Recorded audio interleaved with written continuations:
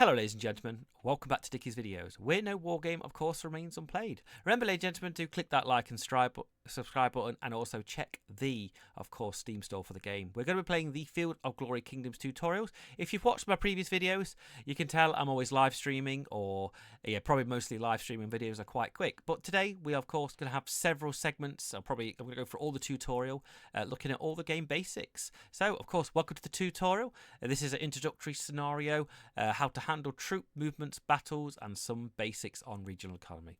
If you want to learn more about it, we can click on the question mark.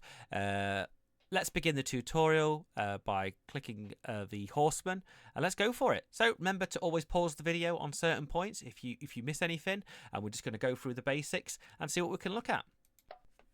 So we're going to click our horseman. Remember, most of the game is, of course, the WSD key to scroll around the map. Of course, zoom in. You can't pan around this map. It is all one dimension. Is it one dimensional? I can't remember. There's a name for it. But we could do this, do a little bit of dragging around and as whatnot. So, of course, we're going to look at our army. And, of course, it is in the province of Leon. And we can zoom in. And we can also see all the stuff here, but I won't go into more details until the tutorial says so. So, armies kingdoms are composed of combat units including knights, spearmen, and archers. Each unit possesses specific stats and reflects the effectiveness in different situations. It's not about raw strength. Even a knight will often perform better than peasant level, but also adequately the task at hand. For example, terrain will significantly alter how a unit performs. Heavy infantry will fare poorly in swamp, while horsemen will fare penalties when assaulting a castle. Going one level up, it's also about army composition. An army needs a balance of components, frontline, support, flankers to perform well.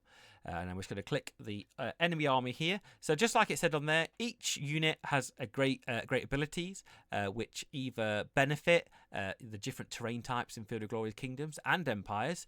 Of course, rough ground, swamps, hills, etc. Assaulting towns, just like it just said there. So we just have to bear in mind when we're attacking, also when we're defending, where to put the troops, what armies to put in where. So it is like it just said on the tin there. It is sometimes not about raw strength. I've encountered many situations in Field of Glory Kingdoms and Empires where troops are just formed poorly in marshes, especially the heavy infantry. Okay, let's go and look at the enemy army. So, the small Muslim army comprising of 6 units lacks optimal composition. It may be due to recent recruitment or perhaps endured a battle loss. The army consists of spearmen, frontline units, 2 cavalry units with a long, though also frontline can attack the flanks. These are 2 main issues. Firstly, the absence of support units mean the front lines lack the combat bonuses from the units positioned behind them. Mastering this as part of army composition is critical. Secondly, being a small force, it does not occupy the entire battlefield. The battle with a wider front varies with terrain due to size. The army lacks flanks. Consequently, the cavalry, typically flankers, must assume the standard positions. Adding archers, skirmishers to support and peasants to fill up the ranks would be a major help to the force. Now click. So all that is talking about is on a plain battlefield. I need to find the number you have, but on a plain battlefield you have a very long battlefield, and of course the flankers are always placed at the sides. So the cavalry is more likely going to be placed at the sides, and that is going to be good for the front line when it clashes, and it's able to flank around, which is a massive advantage in Field of Glory Kingdoms and Empires, and of course Field of Glory in the base game itself. And that is a couple of instances. You can tell if you look at our army, it has tons. Our flankers will be directly on the side, but of course please bear in mind the size of the frontage depends on the terrain type, so bear in mind that when you are fighting that. So did we actually click on the second one? So armor composition is very important. Understand that as such armies should be tailored for their goal. Strong armies to defend the main enemy force. Fast armies of cavalry for raiding, or small detachments for garrisons. So as we said there, we can drop units as garrisons into towns, as in like the towns, the castles we have, and of course the more walls the better really. There are several possibilities orders the armies can follow: movement, raiding, assaulting. But one which is very common is splitting and merging armies. So you can tailor the armies and their tasks, altering their by size composition. This is what we'll do now by detaching a few units from our main army so that our capital region will still get some defense even when the main army goes campaigning. Please do this by right-clicking one of our numerous peasants cards here. So what we'll do is select our unit here. We've got some peasants here. So we're going to right-click and we've selected all of the troops in that thing. And then, of course, is it split? And there we go. We split an army. So easy peasy.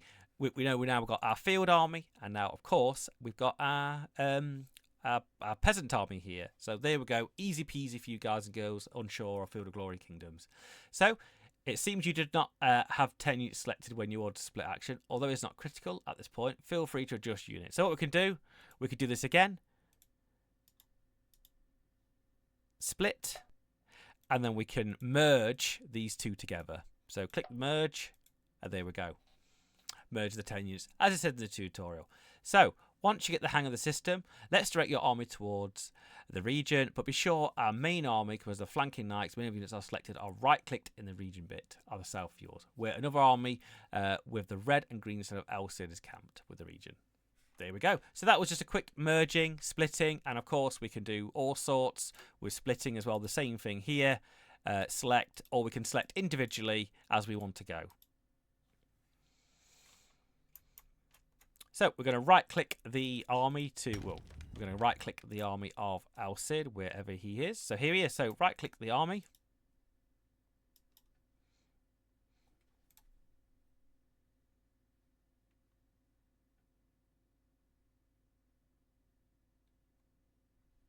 No, sorry, I did that. I was paraphrasing there. So, well done. I was just murmuring there. So, well done. We'll learn later in the tutorial how to cancel movement and add waypoints. But for now, the main army is en route. The map consists of regions, which can be grouped in preferred domains, known as provinces. For the better efficiency, most nations need one region to survive to avoid defeat, though few can be subsistent without. So sometimes you can lose lots of provinces and you'll be fine. Kingdoms is a turn-based game where armies only move after you click and end turn. Additionally, the game features are simultaneous movements for all nations, creating a more realistic dynamic experience of your adversaries might have plans to counter your click at the end turn. So there we go. That is just a kind of first basic tutorial there. Just looking at clicking the army, making you understand that each individual unit has, of course, its it has all different abilities affecting, of course, the outcome of the battle in different scenarios. All right, folks, we're going to go to a next point.